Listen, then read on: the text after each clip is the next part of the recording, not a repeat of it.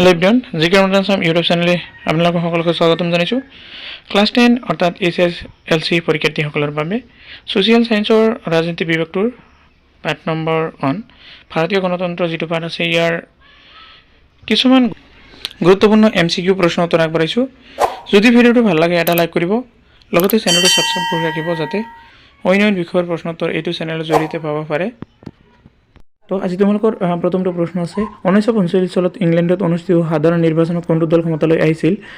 ইয়াতে 4টা অপশ্যন আছে। অপশ্যন কেইটাৰ ভিতৰত মানে সঠিক উত্তৰ যিটো হয় এইটো কৈ দিয়া হ'ব। মানে অপশ্যন কেইটা কৈ দিবলৈ গ'লে ভিডিঅ' এনে দীঘলীয়া হৈ যাব। চ' ইয়াৰ উত্তৰটো হ'ব অপশ্যন নম্বৰ এ, শ্ৰমিক দল। নেক্সট 2 নম্বৰ প্ৰশ্নত আছে, কেবিনেট মিছন ভাৰতলৈ কেতিয়া আহিছিল? এইটো হ'ব 1946 চনৰ মাৰ্চ মাহ। Option number C. 3 নম্বৰ প্ৰশ্ন আছে, কেবিনেট মিছন কেইজন কেবিনেট মন্ত্ৰীৰ দ্বাৰা গঠিত হৈছিল? এইটো অপশ্যন নম্বৰ চি আছে, 3জন মন্ত্ৰীৰ দ্বাৰা। 4 নম্বৰ প্ৰশ্নত আছে সংবিধান সভাৰ, ইয়াতে চাবা এইটো দি আছে অসমখন, গতিকে এইটো অসমখন নহয়, এইটো প্ৰথমখন বৈঠক কেতিয়া বহিছিল? ইয়াতে এইটো অপশ্যন নম্বৰ এ হ'ব। আৰু মানে অপশ্যন কেইটাৰ ভিতৰত চাবা এইটো 1948 দি আছে, এইটো 48 নহয়, এইটো 46। মানে 1946 চনৰ 9 ডিচেম্বৰ তাৰিখে সংবিধান সভাৰ প্ৰথমখন বৈঠক বহিছিল। তাৰপিছত 5 নম্বৰ প্ৰশ্ন হ'ব, সংবিধান সভাৰ প্ৰথমখন বৈঠকত কোনে সভাপতিত্ব কৰিছিল? এ আছে B R Ambedkar, B doctor Rajendra Prasad, C Sardar Vallabhbhai Patel, D Sachchidananda Sinha. এইকেইটাৰ ভিতৰত সঠিক উত্তৰটো হ'ব option number D, Sachchidananda Sinha. 6 number প্ৰশ্ন আছে, সংবিধান সভাৰ স্থায়ী সভাপতি কোন আছিল? ইয়াৰ উত্তৰটো হ'ব option number B, doctor Rajendra Prasad. 7 number প্ৰশ্ন, সংবিধান সভাই কেতিয়া এখন খচৰা কমিটি গঠন কৰি দিয়ে? এইটো হ'ব অপশ্যন নম্বৰ 1949 চনৰ 26 নৱেম্বৰ তাৰিখে। 7 নম্বৰ প্ৰশ্ন, সংবিধান সভাৰ খচৰা কমিটিৰ অধ্যক্ষ কোন আছিল? এইটো হ'ব option number B, doctor Rajendra Prasad. 9 number প্ৰশ্ন, ভাৰতীয় নতুন সংবিধানখন কেতিয়া বলবৎ কৰা হৈছিল? এইটো অপশ্যন নম্বৰ চি, 1950 চনৰ 26 জানুৱাৰী তাৰিখে। 10 নম্বৰ প্ৰশ্নত আছে, সংবিধান প্ৰস্তুত কৰাৰ সন্দৰ্ভত সংবিধান সভাৰ কেইখন বৈঠক বহিছিল? এইটো হ'ব অপশ্যন নম্বৰ ডি, 11খন বৈঠক বহিছিল। 11 নম্বৰ প্ৰশ্ন, সংবিধান সভাৰ খচৰাখন ৰাজেন্দ্ৰ প্ৰসাদৰ ওচৰত কেতিয়া দাখিল কৰা হৈছিল? ইয়াতো 4টা অপশ্যন আছে আৰু এইকেইটাৰ ভিতৰত সঠিক উত্তৰটো হ'ব অপশ্যন নম্বৰ ডি, 1949 চনৰ 26 নৱেম্বৰ তাৰিখে।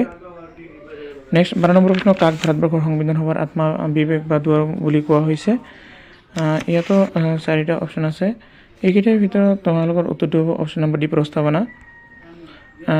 13 নম্বৰ প্ৰশ্ন, সাৰ্বভৌমত্ব হৈছে ৰাষ্ট্ৰৰ, মানে দেশ বুলি কৈছে। সাৰ্বভৌমত্ব হৈছে ৰাষ্ট্ৰৰ, এইটো হ'ব অপশ্যন নম্বৰ এ, সৰ্বোচ্চ ক্ষমতা। 14 নম্বৰ প্ৰশ্নত আছে, সংবিধানৰ কিমানতম সংশোধনী আইনৰ জৰিয়তে সমাজবাদী শব্দটো প্ৰস্তাৱনাত সংযোজন কৰা হৈছে?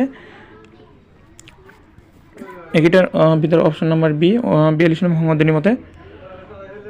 15 নম্বৰ কৈছে, কিমানতম সংশোধনী মতে ধৰ্মনিৰপেক্ষ শব্দটো ভাৰতীয় সংবিধানৰ প্ৰস্তাৱনাত সন্নিৱিষ্ট কৰা হৈছে? এইটো অপশ্যন নম্বৰ ডি, 42 নং সংশোধনী মতে।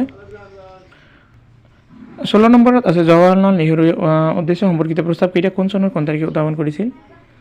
এইটো অপশ্যন নম্বৰ বি, 1946 চনৰ 13 ডিচেম্বৰ তাৰিখে। 17 নম্বৰ প্ৰশ্ন, যুক্তৰাষ্ট্ৰৰ ইংৰাজী প্ৰতিৰোধৰ ফেডাৰেশ্যন শব্দটো কি শব্দ? এইটো অপশ্যন নম্বৰ এ, লেটিন শব্দ। 18 নম্বৰ প্ৰশ্ন, ইংৰাজী ফেডাৰেশ্যন শব্দটো কি শব্দৰ পৰা আহিছে? এইটো হ'ব অপশ্যন নম্বৰ চি, লেটিন শব্দ ফেডাৰেশ্যনৰ পৰা আহিছে। 19 নম্বৰ প্ৰশ্ন, ফেডাৰেল শব্দৰ অৰ্থ কি? এইটো হ'ব অপশ্যন নম্বৰ ডি, চুক্তি অথবা সন্ধি। 20 নম্বৰ প্ৰশ্ন, পৃথিৱীত যুক্তৰাষ্ট্ৰীয় পদ্ধতিৰ প্ৰথম ক'ত প্ৰৱৰ্তন হৈছিল? ইয়াতো 4টা অপশ্যন আছে, এইকেইটাৰ ভিতৰত অপশ্যন নম্বৰ চি, আমেৰিকা যুক্তৰাষ্ট্ৰ। 21 নম্বৰ প্ৰশ্ন, তলৰ কাক যুক্তৰাষ্ট্ৰৰ গৃহভূমি বুলি কোৱা হয়? এইটো হ'ব অপশ্যন নম্বৰ এ, আমেৰিকা যুক্তৰাষ্ট্ৰ। 22 নম্বৰ প্ৰশ্ন, কিমান অনুচ্ছেদত ভাৰতক এখন অংগৰাজ্যসমূহৰ সংঘ বুলি কোৱা হৈছে? এইটো হ'ব অপশ্যন নম্বৰ চি, 1 নং অনুচ্ছেদত। 23 নম্বৰ, দ্বিনাগৰিকত্বৰ ব্যৱস্থা থকা দেশ এখন হ'ল? এইটো হ'ব অপশ্যন নম্বৰ চি, আমেৰিকা যুক্তৰাষ্ট্ৰ। মানে আমেৰিকা যুক্তৰাষ্ট্ৰত দ্বিনাগৰিকত্বৰ ব্যৱস্থা আছে। এবাৰ 24 নম্বৰ প্ৰশ্ন, চৰকাৰী আইন কেতিয়া গঠন কৰা হৈছিল? ইয়াৰ এনচাৰটো অপশ্যন নম্বৰ বি, 1983 চনত। 25 নম্বৰ প্ৰশ্ন, ভাৰতৰ সংসদত ধেৰটা সদন আছে, ইয়াত আমি জানো 2টা সদন আছে, এটা উচ্চ সদন আৰু নিম্ন সদন, গতিকে অপশ্যন নম্বৰ ডি হ'ল সঠিক উত্তৰ।